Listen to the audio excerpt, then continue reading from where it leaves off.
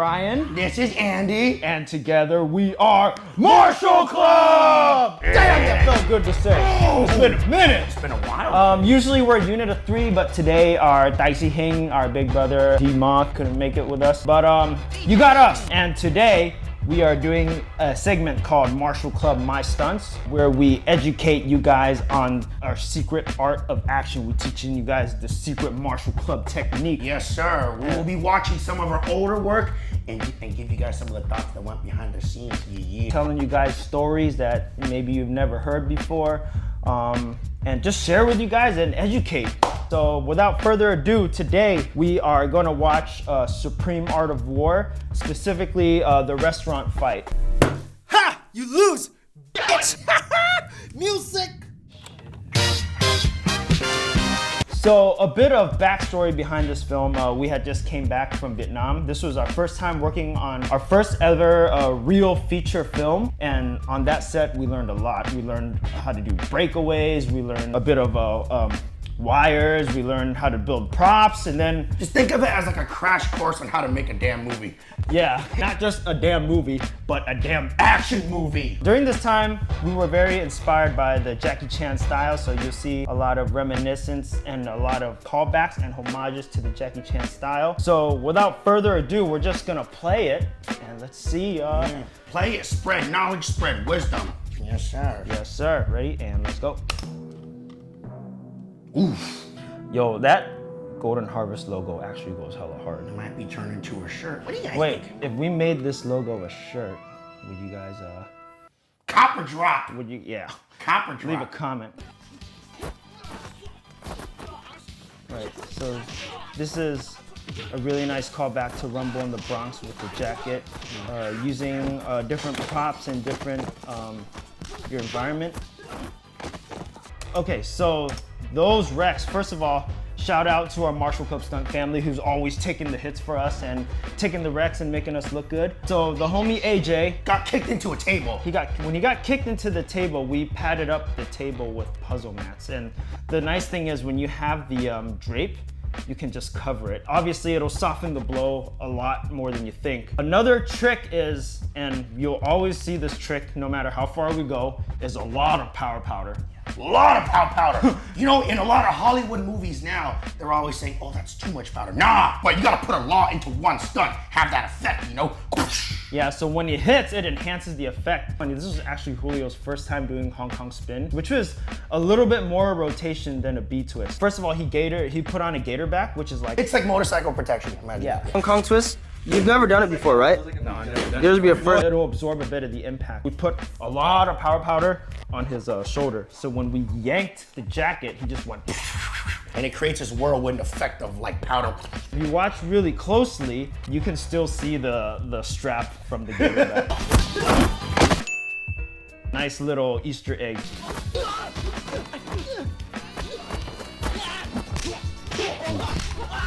Ooh. Hyper twist off the table. Bam, bam. Yo, that was pretty hard.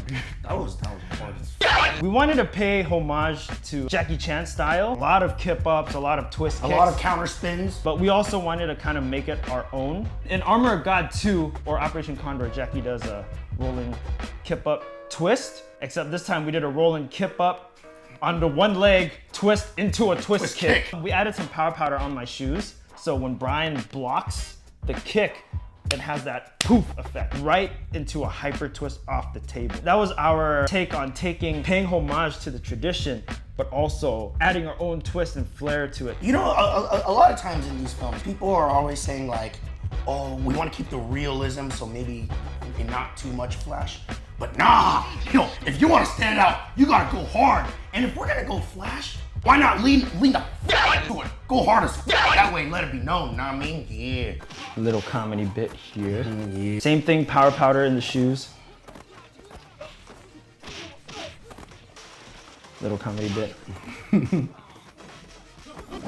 Right there we had power powder on AJ's shoes. Yeah. Oh, this section. Boom. Kip up.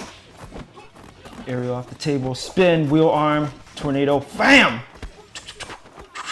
Bang! A little comedic bit right there. Bam, bam, bam. Dish, dish, dish. Oh! So as you can see there, we did a lot of opera style acrobatics, you know, kip up off the table, flipping off the table straight into the wheel arm. Notice a lot of power powder again on the broomsticks. So each time the broomstick stabs or swings, you see a little bit of that dust effect that's kind of left behind. Honestly, this section, to be completely honest, was a nice section for me to just show off, right? Yeah, because like Brian said, if we're gonna pop off, why not go all the way and pop the off? Yeah, lean into a horn. And also there's a bit of a comedic buildup. Hitting Brian in the toe with that comedic bit as like a finisher. There's always like a rhythmic timing that leads up to a big finisher. When designing beats, you never just wanna go tip for tap. There's always a rhythmic build up, tension, and release to it.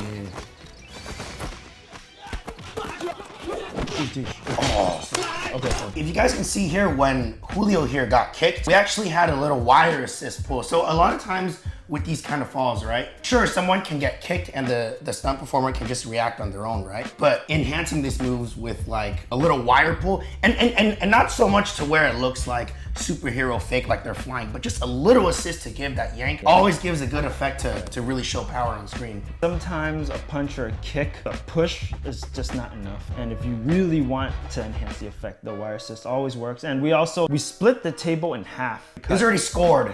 Yeah, we call it, it's already scored. We put power powder on it, of course. When he falls into it, since it's already scored, it just collapses by itself. Oh my God. Oh yeah. Boom. Sriracha bottle right into the frame. In every film, we have one shot where it's always called the 1,000 take shot. And luckily for us, we didn't have to do 1,000 takes. We only did like 100 or something takes like that. 1,000 take shot, okay?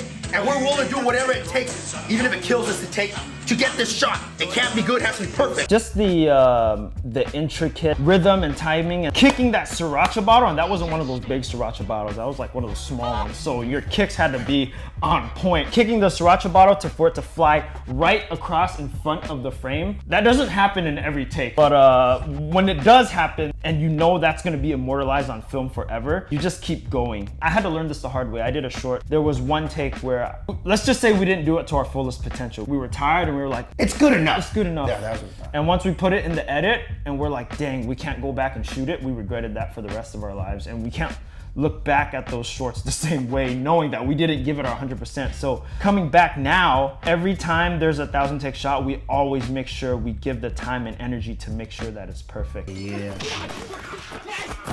Ooh, twist kick, boom. Rhythmic build up right into the hyperhook. Hey! Damn, dude. Okay, leading up to the hyperhook. So the hyperhook is that big kick that I took out Brian off the top of the table. Ideally, when you go for something big like that, you don't want to just do it to do it, you know? Do it to do it. You want to build up to it. And when we did the kick, the thing is it's so fast and the lens is so wide that you don't really see it. We put a knee pad over my foot and then put a white sock over it and then put powder on it and put more powder on Brian's head. So when he kicked, obviously the pad's gonna soften the blow to his head, but the power powder is gonna add the effect. And I think it gave you a bit of a concussion, right? Yeah, I think I was. The boy don't even remember. Yeah, I was still in college during the time, and then, you know, it was around finals week, and then after taking that kick, I remember that my brain was a little rattly, but it's all good. You know why? Because pain is temporary, but film is forever. Super. Yeah. More choreography, build up to something big, and you're gonna see why. Ooh, more choreography, build up, bam.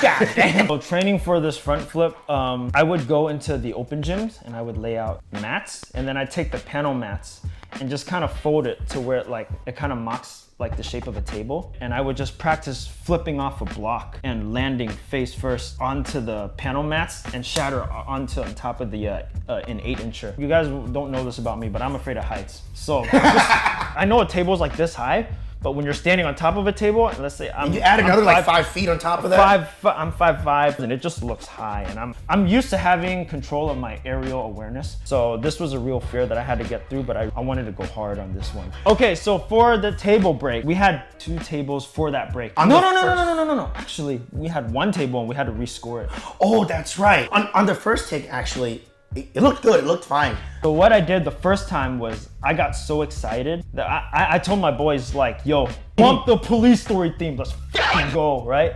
As soon as that song came on, like I got so excited that I jumped off this table and flipped onto this table. But because I was so excited, I went higher than I normally did. So I landed short on the table. So I just chipped the edge of the table and then I toe tapped. So what a toe tapper is when your toe lands first and then your body collapses. What that does is that kind of braces your landing a little bit.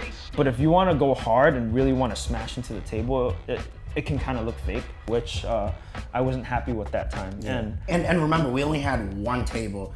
So what we had to do was kind of like rebuild that breakaway for a second take, because Andy was like, no, I gotta do it again. We're like, all right, fuck it, dude. Like, if it's gonna live forever, let's go again. Right. We took the time to rebuild the table, rescore it again, but make sure it was still stable enough to take a big fall. I remember standing up at the table and I was like, yo, I really gotta I gotta attack the breakaway table with my face.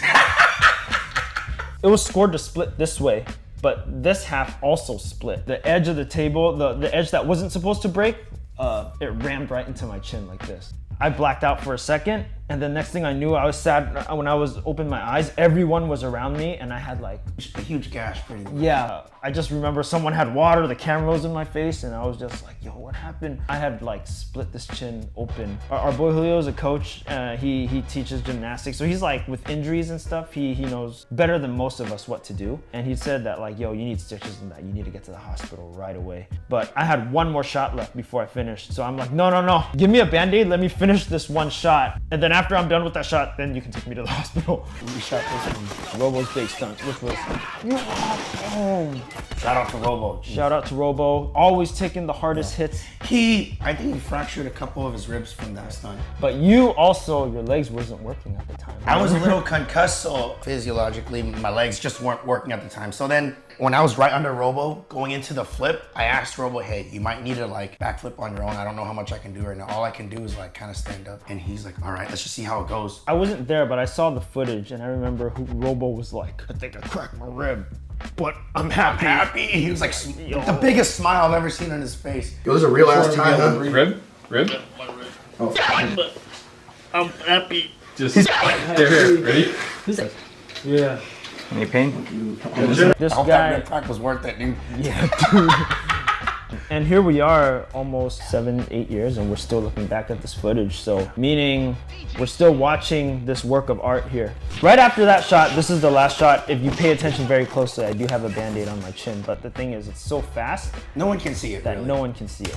Well, there you have it. That was our first Martial Club My Stunts, breaking down one of our fights.